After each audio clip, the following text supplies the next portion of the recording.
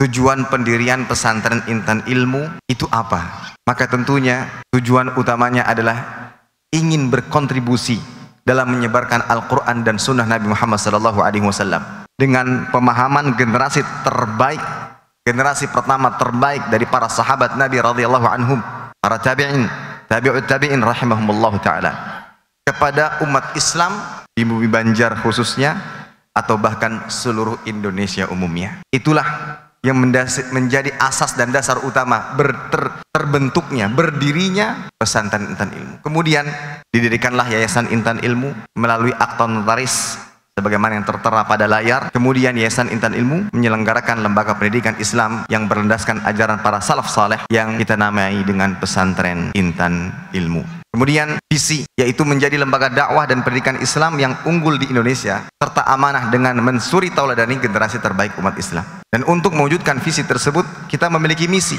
yaitu yang pertama menyelenggarakan lembaga pendidikan Islam yang unggul, amanah, profesional, dan mensuri tauladani generasi terbaik umat Islam. Melaksanakan dakwah Islam yang berorientasi pada generasi terbaik umat Islam.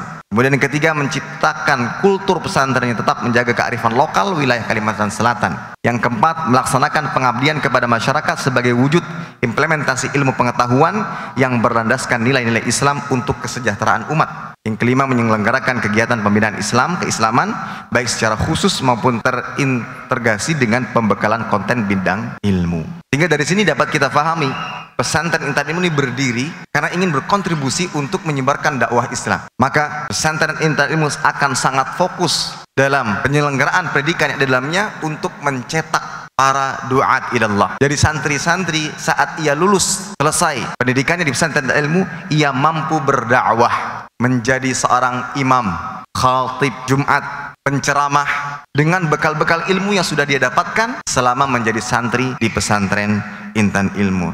Nah, setelah mengetahui ini semua, kembali kepada poin pertama, ke Intan Ilmu, apa yang kita cari?